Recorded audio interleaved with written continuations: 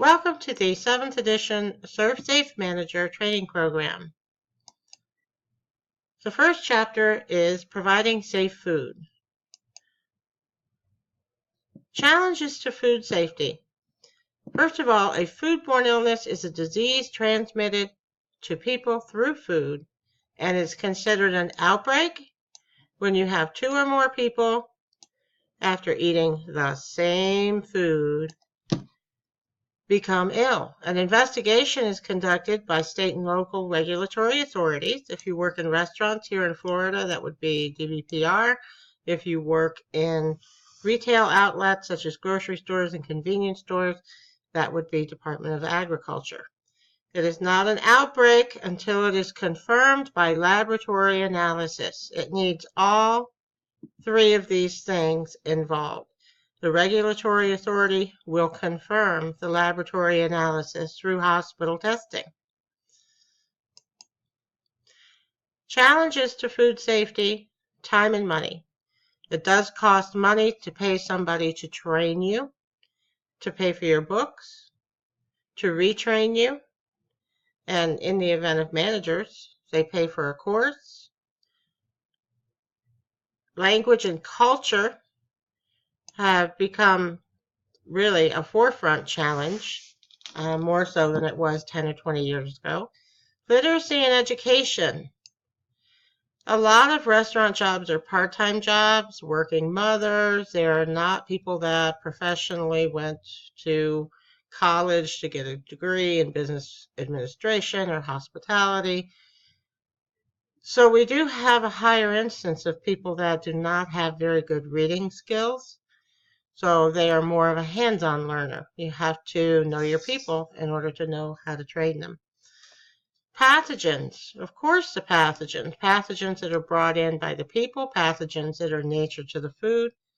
Unapproved suppliers. You have people offer to sell you things off the back of a pickup truck, etc., which is all well and good if they have a permit, because if there were any parasites or non-potable water being used to wash this kind of stuff, it can cause an outbreak in your restaurant, and you are responsible for that. High-risk customers, and you cannot tell who a high-risk customer is 100% of the time. You can only go with the average, list that we give you, which basically includes people on certain medications, anybody who is a preschool age, and anyone who is in the elder population. But you cannot visibly look at someone and say, oh, they're taking chemotherapy, or their immune system would be taxed for a variety of reasons, but even someone who's gone through a bout of pneumonia will take an extra amount of time to recover their immune system, but they look perfectly fine. And staff turnover. People who are not necessarily having a good time working where you are, or they leave to go to college. I mean, there's different reasons that we turn people over. But staff turnover is higher than it's ever been in all of the industries. So every time we turn somebody over, we go back to that vicious cycle of time and money, language and culture. So enough about that. The human cost of foodborne illness, lost work. Okay, not only if the place is shut down, you're out of work, but the person who contracts a foodborne illness is out of work. Medical costs to treat it, long-term disability, if at all. It is a rare instance, but it does apply where, especially, for example, hepatitis A. If you were to be a carrier or be confirmed to carry hepatitis A, you would probably be out of work for at least 2 months.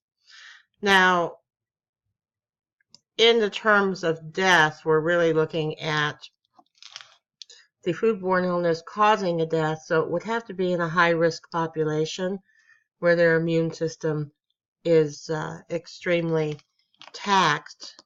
But it could also be,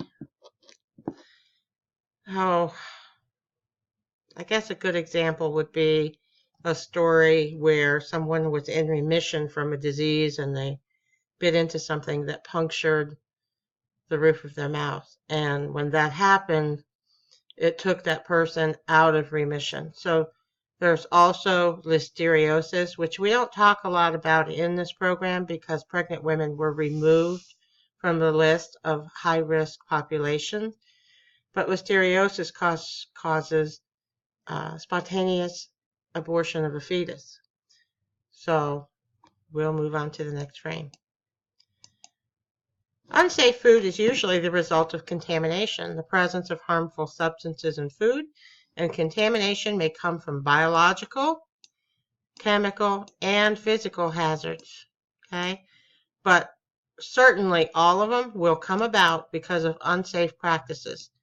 Please understand that absolutely every type of foodborne illness somehow will go back to how the food has been handled, whether it is on the level of the actual restaurant itself or a packer of the produce. It goes through so many places and so many inspections. You know, you have the growers, you have the distributors, you have the packers, and then you have the people that are actually making the food for service, which would be yourself. How food becomes unsafe: purchasing from an unsafe source, time and temperature abuse, cross-contamination. And would you believe that I actually walked in and saw somebody doing that once?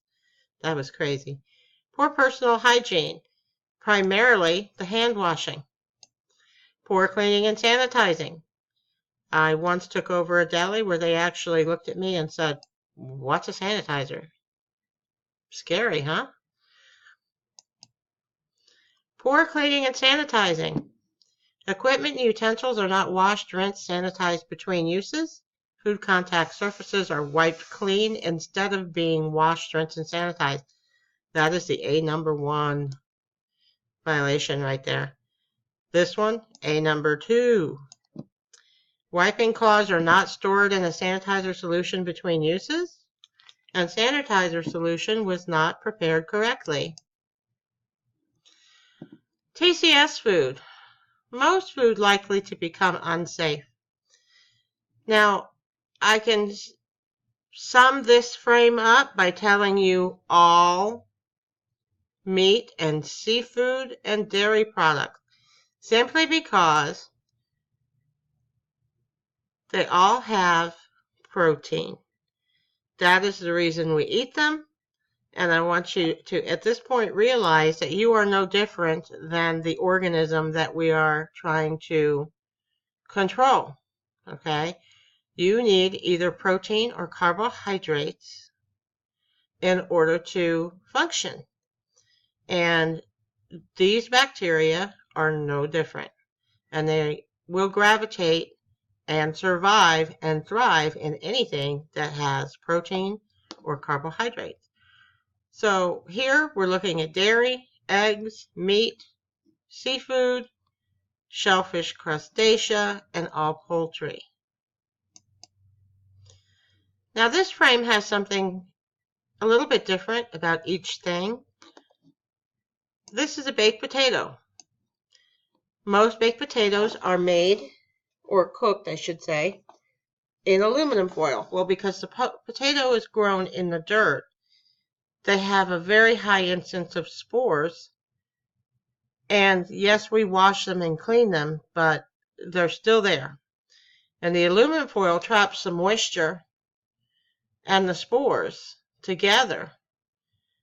And if it is kept in a danger zone with that aluminum foil on it, it can create botulism, and botulinum toxin. Okay, this is rice and vegetables.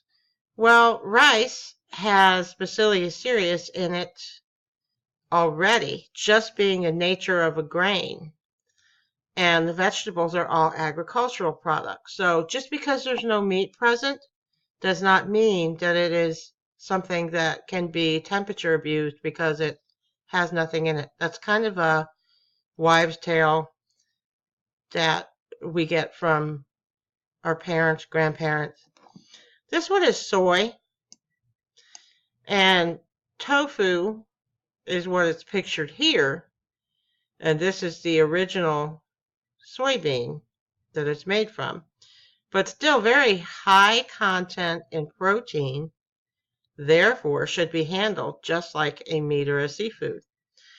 Alfalfa sprouts. What's special about this is that here in Florida, we ask that you do not feed these or serve these on your menu to high-risk populations, because the possibility that they are contaminated is much higher than they are with any other food. One, because you don't cook it. Two, you're using it grown right from the package that it was grown in. Okay, so these are a very technical type. It's a very technical product. Just leave it at that. The way it's grown, the water system can be contaminated, and since it's not cooked, it's going to be eaten when it's contaminated. When there's a recall, it's usually statewide.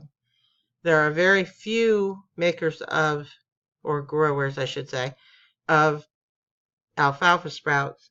Bean sprouts, not so much. Bean sprouts are typically cooked, so you don't have to worry about the bacteria with a bean sprout. But the alfalfa sprout is different. Can't wash them, can't clean them, can't sanitize them. They're eaten as they come right out of the box. Now, fruits and vegetables, you see them here. And these are chopped and prepared and ready to eat. The other thing that we have here is a high carbohydrate with the fruits and high moisture with the tomatoes. And as far as the lettuce, it's a lot of work to cut your own lettuce, which is why a lot of places have gone to using lettuce that is prepared outside of the facility. But still, we still have places that are using and cutting their own lettuce. These, because of the water content in the tomatoes and the high carbohydrate in the fruit, makes this, just make sure you give it special attention. Okay? Now, on this last one, this is a homemade dressing. And this homemade dressing is made with all agricultural products, usually vinegar, oil, and a ton of spices. And you can see everything in there. And people like it to marinate. And it can marinate in the refrigerator if you use a winterized oil. Leaving it out on the counter does not help matters at all.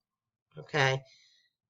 Everything is made out of oxygen and hydrogen, and there is a water content in here.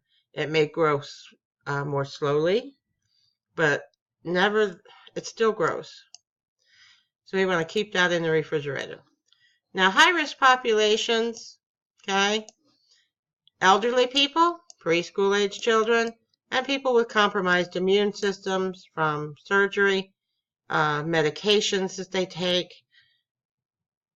It could be anything, but you can't always tell by looking at them. If they're not in the first two categories, you are just flying blind with the third group. Pregnant women are not classified by the FDA as a high-risk population any longer. Keeping food safe. Focus on these measures: controlling time and temperature, preventing cross-contamination, practicing good personal hygiene, and purchasing from approved reputable suppliers. Cleaning and sanitizing.